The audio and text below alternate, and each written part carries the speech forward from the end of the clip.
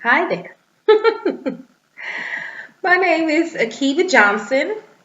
Yes, that Akiba Johnson. And I wrote the book, The Protectors. Book one is Child of the Prophecy, and book two will be coming soon. Okay, so in my last video, I talked about our June. And I told y'all that I would be reading something from one of my favorite scenes, I guess you would call it, that stars mostly June. I told you guys before, one of the things that I liked about June is that she's kind of like, I don't think I used the term peanut butter before, but I'm going to use it now. She's kind of like peanut butter, sticky, but everybody likes it and it's super yummy. But she brings so many people together. So many people know each other through her. So it's quite interesting to see her kind of rallying people, because you have to take into consideration that she is the the teacher of the child of the prophecy, the female child of the prophecy. Um, so it should be pretty interesting to see her try and bring everybody together. All right. So without further ado, I am on chapter 14. And the name of this chapter is Secrets Told. All right. I'm going to just start where I want to. All right. So cheers. Chapter 14, Secrets Told. Uncle, I will no longer put off my testing. As soon as I can, I'll test, she ended. They rode a while longer in silence. Why now? It seemed you were avoiding it. I was beginning to think you didn't want to test and become a master, said James. I think I didn't for a while. I didn't want the responsibility of all that was offered when I do test. I was told by everyone the council wanted me to head a squad of my own once I test. I would be given an apprentice and a squad of my own to head. I got used to Alpha and the people I worked with. Now, I know I can't avoid testing because at some point I have to leave the nest and fly, said June. Good, and you're ready for this, Junebug. You've been ready, you just didn't know it. Although he knew his niece was doing the right thing, he was scared for her. She was all the family he had left. His parents were both dead. He had only one sister, and she had died before June was born. She had only one child, June's mother. He had never married. He had been married to his work until June came into his life. When she looked into his eyes, his heart melted, and he knew his life would be all about taking care of this little girl. He needed her as much as she needed him. She had brought him so much joy. If something happened to his June, he could have no sunshine again. He couldn't go back to being that lonely old workhorse he had been. When they got to the jail, June found herself nervous about seeing Hugo. She and her uncle strolled in boldly and with no problem were escorted to see Master Kevin and Hugo. Seeing him in this place, being treated like a criminal, was hard. She could see the disdain the officers had for the two masters she respected so much. Master Hugo and Master Kevin were detectives in the very precinct they were held in, but she felt no sympathy from the officers around her. Master James Frederick, I'm your lawyer, he said in a matter of fact. He opened the copy of the arrest folder he had been given when he came in. He and June were there to be legal counsel for the two masters and also to gather and give information. June sat down across from Hugo, taking out the notes she and her uncle had wrote up. She then passed the incomplete timelines to the two. Sirs, I will need you each to fill out these forms while we look over your cases, please, said June in a professional manner. As she passed him the papers, her hand shook softly. This is quite a case, guys. a lot of compelling evidence. It's going to be tougher than I thought.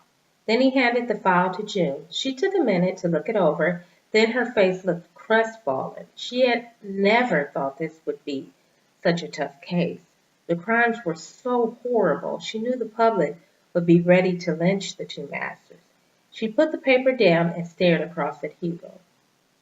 Tears fell uncontrollably. All her plans to get him now that she was there felt helpless. They were silent tears, but they rolled down her cheek like a river. Hugo wanted to hug her, but he knew he couldn't. Her uncle held a finger out to him to stop Hugo from touching June. June, I'm sorry. I wish I could make it all right for you. Please don't give up on us, June. All this Hugo said in a whisper so soft June wasn't sure if she heard it or if she just read his lips.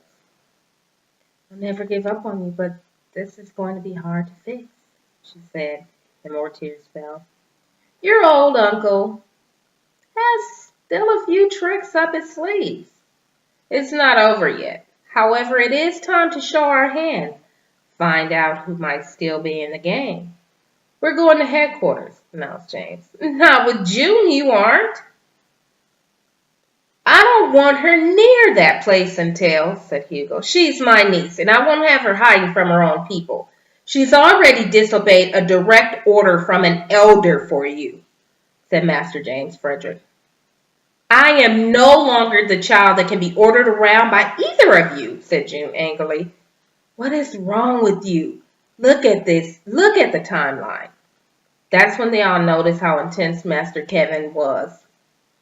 He had not said anything the whole time. Look, the times all match. Master Kevin said almost in a trance. Right, began June. You two were arrested at the same time they attacked the house. And look, it's as if the whole purpose was to leave the child of the prophecy vulnerable. They managed to get all the adults out of the house, only they didn't know I'd be there, said June. Elder Silverlash planned the whole thing, with Walter at his side, said June. What does Walter gain in all of this? He had already been offered the job with Elder Alex and a fast track to the council, wondered Kevin out loud. Yvonne, said Hugo. I told you his crush on her was unnatural. She already had a mate. Silverlash got rid of us and promised Walter my sister, said Hugo. Then everyone at the meeting this morning were the targets, said Kevin. The only part I don't understand is why me, plus Zane or Veronica, aren't part of the prophecy, said Jim. Hugo's eyes got big. What are you not telling me? Asked June. She noticed the look on Hugo's face and knew there was more to the story than he was telling. Looking over at her uncle biting his lips, she knew whatever it was, he was in on it. You don't trust me. You're keeping secrets from me. Even you, Uncle, said June. She was confused, hurt, but most of all, she was angry, and it showed. Someone better explain now, or I walk, she said softly. Some people yell when they get angry, and some talk softly and purposefully.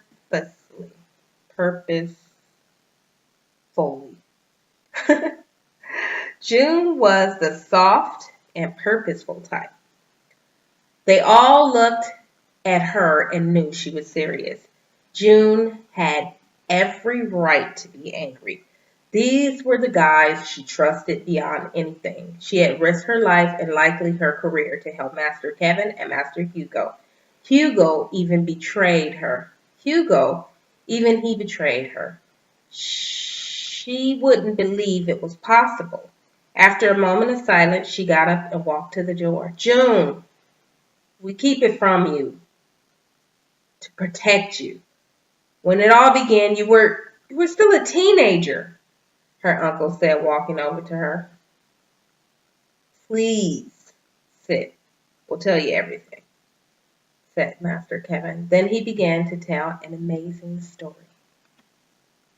Wow. All right, so I read you a pretty decent chunk of that chapter. That was a very short chapter, chapter 14, Secrets Told, from the book The Protector's Child of the Prophecy. All right, so I hope you guys enjoyed that reading. I did want to go over something really quickly. I kind of wanted to do a brag and a little information teaser for you guys. Okay, so for my birthday earlier in the month of May, I received this little Samsung, what is this? A tablet. And this little tablet holder casey thingy. I'm pretty sure it has a name. Case. I'm going to call it a case. I think that's the right word. The reason why I'm showing this off to you guys is because we just read the book, The Protector's Child of the Prophecy, chapter 14, Secrets Told, on this tablet. Now, I've gotten a lot of emails saying, do I have to have a Kindle device to come on, help me with this. Do I have to have a Kindle device to read the book on Amazon? And the answer is no. I have a Samsung. Well, my daughter do have a Kindle Fire. So you don't have to have a Kindle. Okay. What I did was I went to my app store and here I don't know if you could see my little thing. But that's the Kindle logo because I downloaded it in my app store. That's my app store over here and or here. And that's my Kindle. Oop. And it opens up my Kindle. And then I could just read Kindle off of whatever device that I happen to have. Now I have this device, so this is the Samsung Galaxy A, and it reads just perfectly fine using devices that are not Kindle. So there you are. I hope that answers that question for you as far as that goes. If you go directly to Amazon.com, they show you how to download it on your laptop because I also have it on my laptop. So if you wanted to do it with your laptop and read it a little bit bigger, then you can do that. But whatever works out for you is, your own choice how you want to do it. But it allows you to be able to have some I